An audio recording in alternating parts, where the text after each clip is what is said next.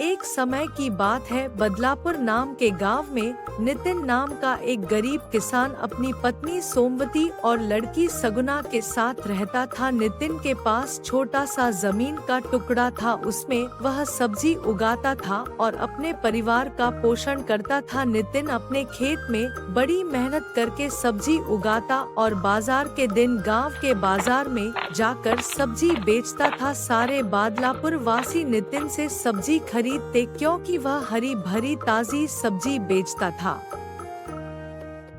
सब्जी ले लो, ताजी ताजी सब्जी ले लो, हरी भरी सब्जी ले लो, हरी भरी सब्जी 10 रुपए किलो, सब्जी ले लो, ताजी ताजी सब्जी ले लो, हरी भरी सब्जी ले लो।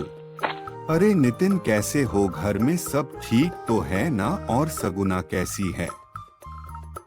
अरे रतन लाल, मैं ठीक हूँ और घर में भी सब ठीक है। अरे रतन लाल, आज भाभी जी नहीं आई सब्जी लेने।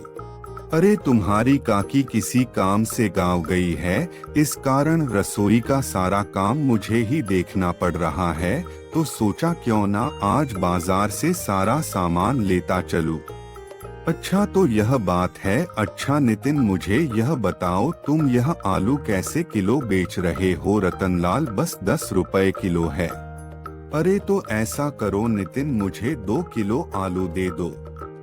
और रतनलाल आलू लेकर चला जाता है। नितिन के खेत में एक कुआं भी था जो सालों भर सूखा ही रहता। उस कुएं में एक बूंद भी पानी नहीं था, इस कारण नितिन जमींदार के कुएं का पानी अपने खेतों के लिए और घर के लिए इस्तेमाल करता था। अपने कुएं का पानी लेते देखकर कुएं के मालिक रघुनाथ को नितिन से बहुत जलन होती थी। एक दिन नितिन अपने खेत में काम करने जा रहा था, तभी कुएं का मालिक रघुनाथ वहां पर आता और नितिन से कहता है, अरे नितिन, कैसे हो? खेत का काम कैसे चल रहा है? मैं ठीक हूँ जमींदार साहब, और खेत का काम भी ठीक चल रहा है।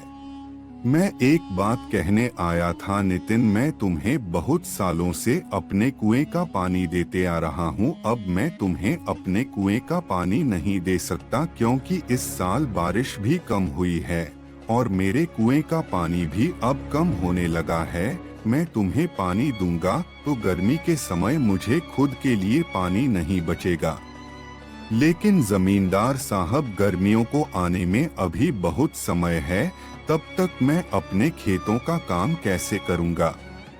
मैं कुछ नहीं जानता नितिन, यह तुम्हारी दिक्कत है, तुम अपना खुद देख लो। मैं तुम्हें अब अपना कुएं का पानी नहीं दे सकता। यह सुनकर नितिन मन ही मन बहुत दुखी हो जाता है और घर जाकर अपने पत्नी से सारी बातें बताता है। अब यह क्या हो गया भाग्यवान? अब यह क्या परेशानी आ पड़ी? अब हमारा घर का गुजारा कैसे होगा? चिंता मत करो सोमवती, ऊपर वाला सब देख रहा है, भगवान हमारी मदद जरूर करेंगे। अच्छा ठीक है जी, तुम आराम करो, मैं जमींदार को मिलकर आती हूँ। यह कहकर सोमवती जमींदार को मिलने उनके घर की ओर निकल जाती है।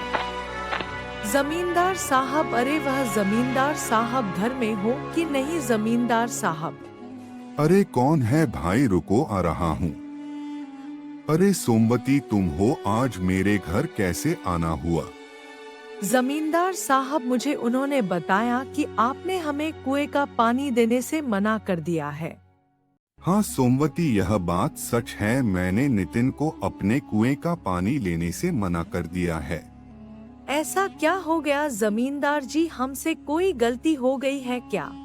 देखो सोमवती, मैं तुम्हें सालों से अपने कुएं का पानी देता आ रहा हूँ और इस बार गर्मियों का समय आने वाला है और मेरे कुएं का पानी सूख कर बिल्कुल कम हो गया है। अगर मैं तुम्हें अपने कुएं का पानी देता रहा तो मुझे गर्मियों में बहुत परेशानी होगी। लेकिन जमींदार साहब, गर्मियां आने में अभी बहुत समय बाकी है, तब तक हमारे खेत का क्या होगा? मैं कुछ नहीं जानता सोमवती, मैंने नितिन को भी कहा था यह तुम्हारी समस्या है, उसे तुम खुद देखो, मैं तुम्हें अपने कुएं का पानी नहीं दे सकता।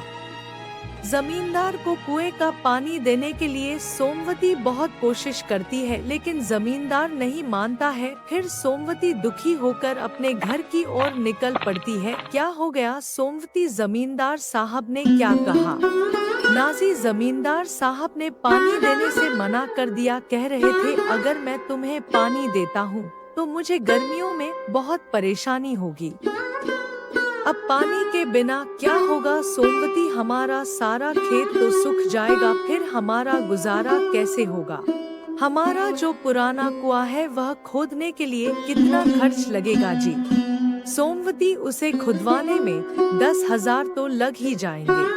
अरे हमारे पास तो इतने पैसे नहीं है। नितिन सोचने लगता है और कहता है अच्छा मैं खुद से ही कुएं को खोदूं तो क्या आप कर लेंगे? हाँ थोड़ा समय लगेगा पर कर लूंगा। अच्छा जी, कल दोनों कुएं के पास चलेंगे। ठीक है सोमवती, अब जाओ, मुझे जोर से भूख लगी है, जो कुछ खाने के लिए है वह ले आओ।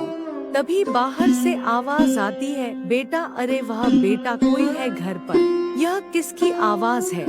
वह दोनों बाहर निकल कर देखते हैं। एक साधु महाराज उनके घर के बाहर भिक्षा मांगने के लिए खड़े होते हैं। जो कुछ भी खाने के लिए है वह थोड़ा मुझे दे दो बेटा, मुझे बहुत भूख लगी है। अरे सोमवती, साधु महाराज के लिए कुछ खाने के लिए लाओ। सुनो जी, घर में थोड़े से ही चावल तुम्हारे लिए बचा के रखे हैं, वो उन्हें दूं तो तुम क्या खाओगे?